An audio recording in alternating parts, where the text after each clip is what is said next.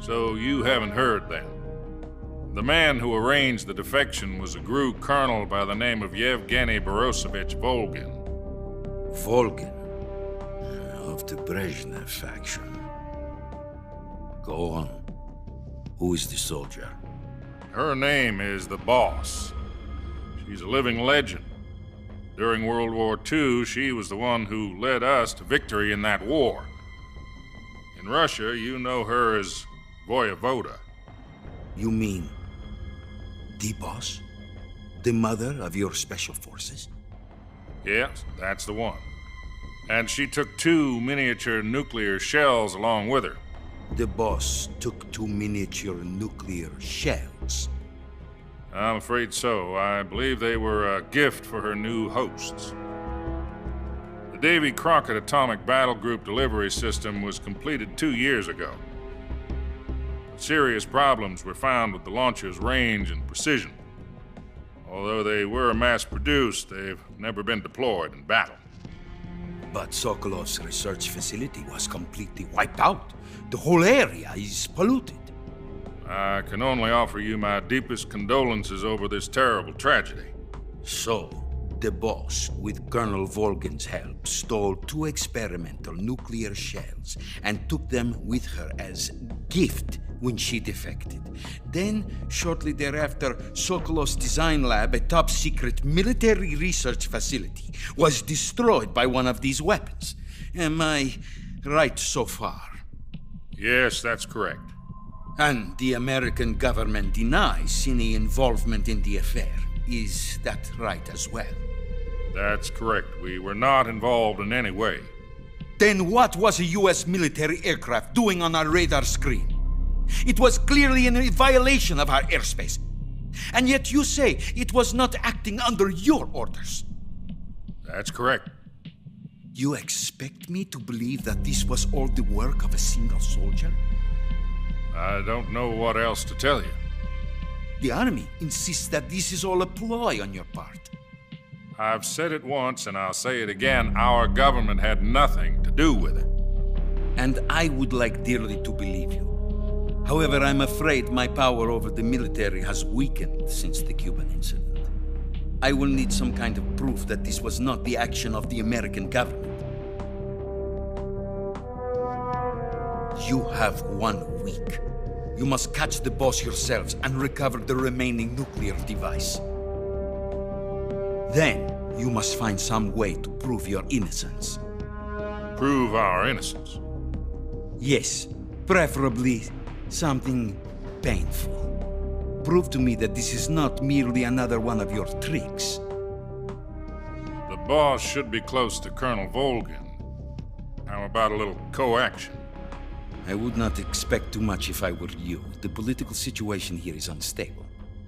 And Colonel Volgin is a member of the Brezhnev faction, which seeks to topple my government.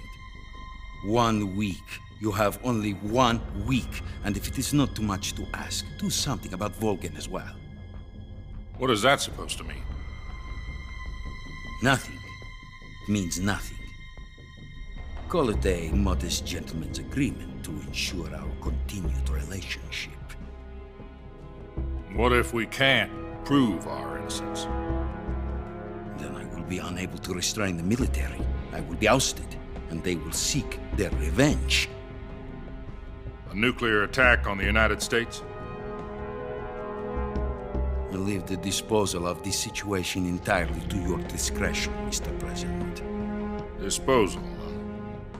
If you fail, it will mean the beginning of a new world war. To put it simply, in order to avoid a full-scale nuclear conflict, we have to prove that America was not involved in that explosion. And eliminating the Boss ourselves will prove America's innocence? Right. The higher-ups have decided that you're the only one capable of pulling this off. You were her last apprentice. Screw this one up, and we'll both be 6 feet under. There's no choice.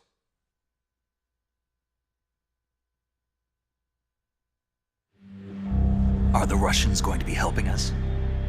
The KGB has promised to lend us one of their communications satellites so that you and I can talk to each other. That's it? They've also put us in touch with a couple of insiders. Insiders? There was a defection in September 1960. Do you remember it? You mean the two NSA codebreakers who went over to the Soviet Union? Precisely. Since then, they've apparently been training with the KGB for exactly this kind of situation. Their code names are Adam and Eva. I've been told that Adam has infiltrated Volgin's ranks. I've also arranged for him to provide you with an escape route.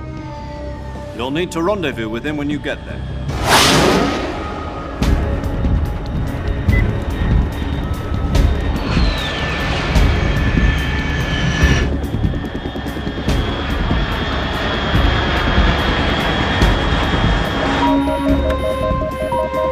Control. Unidentified aircraft detected. Altitude 30,000 feet.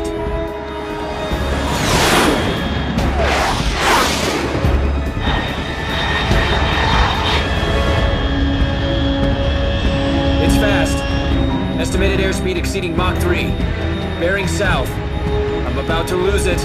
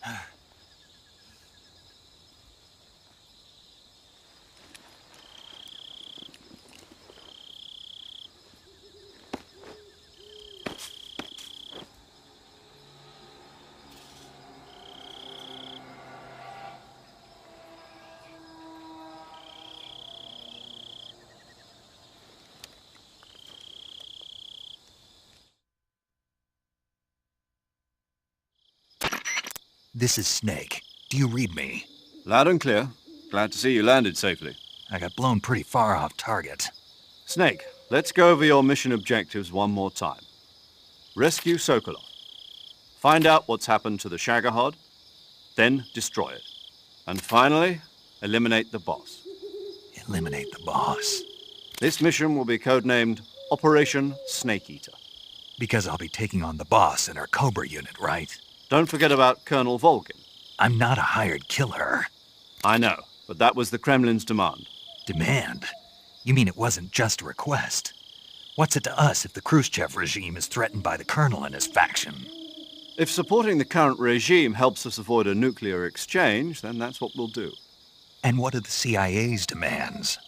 Our priorities are the rescue of Sokolov and the destruction of the Shagohod. Roger that, Major Tom. Hold on, Snake. What now? I'm changing my codename. It turns out Tom wasn't the most auspicious choice. What do you mean? Well, the truth is, when I chose my codename, I picked the wrong one. The wrong one? Did you ever see the movie The Great Escape? It came out last year. Oh, must have missed that one. Anyway, it's based on a true story about prisoners who escaped from a POW camp in Nazi Germany. The prisoners dig 3 tunnels as part of their plan, but the Nazis find 2 of the tunnels before they're finished. The prisoners succeed in escaping by using the last remaining tunnel. The names of those 3 tunnels were Dick, Harry, and Tom. I get it. You used the name of the tunnel they escaped in as your code name because you thought it would bring you good luck. Yes, that's exactly right. At least, that was the plan. But I got the name wrong. The one they escaped in was Harry. Tom was one of the unlucky tunnels. It was discovered by the Nazis before it was finished. I watched the movie again just to make sure. In fact, I even ordered the actual film from the movie company. yeah, it doesn't sound like the greatest name to use. So what should I call you? You know, let's just use Zero, like we've been doing all along. All right then. Major Zero it is. We'll start over from square one. From square 0. My frequency is 140.85.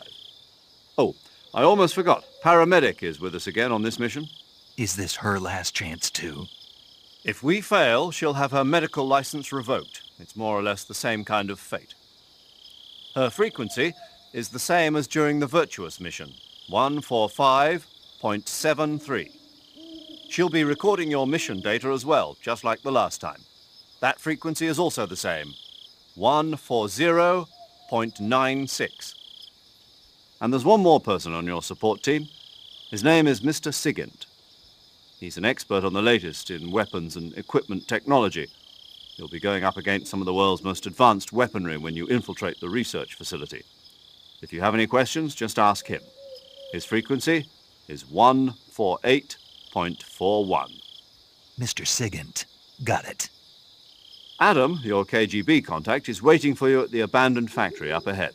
The same factory Sokolov was being held in last week. Yes, meet up with Adam first. He's cleared the way for you to rescue Sokolov. How'll I know this Adam guy when I see him? You'll know once you reach the factory. The whole area's been polluted by the fallout from that nuclear blast. No one else would dare come close. The password is, "Who are the Patriots?" and "Lali Lulelo." Lali Lulelo. Gotcha. You've been equipped with a 45 for this mission. Be careful, it's noisy. I thought standard Fox procedure was procure on-site weapons acquisition. The circumstances are different this time. You're now on an official mission for the United States government. It would be necessary to make your presence known to a certain extent, to the Khrushchev regime at the very least. But remember, this is still a sneaking mission. Snake, if you fail this mission, it will mean an all-out nuclear war. Keep that in mind and proceed with extreme caution. Understood. Commencing Operation Snake Eater.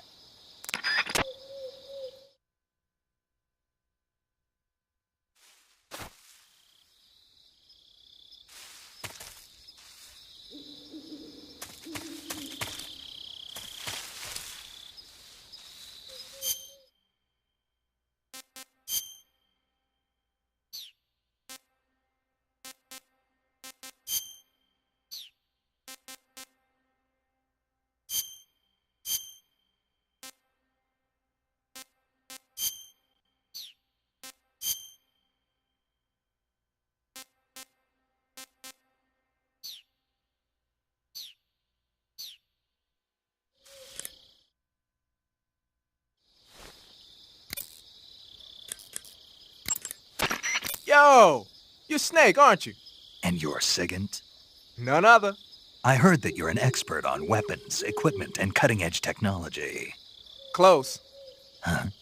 I am the expert on weapons, equipment, and cutting-edge technology. Ah. I'm the guy that designed your trank gun, active sonar, and motion detector. If you want to know anything about weapons or equipment you find in the field, just send me a message and ask. Later. Sounds like the Cobra Unit's members' names came from the specific emotions they each carry into battle. Emotions? Yeah. For unbearable torment, the pain. For true oblivion, the end. For infinite rage, the fury. For absolute terror, the fear. And for unsurpassed bliss, the joy. The joy? It's another name for the boss, because of the joy she feels in battle, I suppose. Ah. During the war, she had a partner named the Sorrow. Sorrow and joy. They say there couldn't have been a more perfect pair. The Davy Crockett's that the boss took with her when she defected are mortars that fire nuclear warheads. They're named after Davy Crockett, the hero who died defending the Alamo in the Texan War of Independence. Remember the Alamo. That's right. The warheads are equivalent to between 10 and 20 tons of TNT. Every building within 150 yards of the hypocenter is completely obliterated.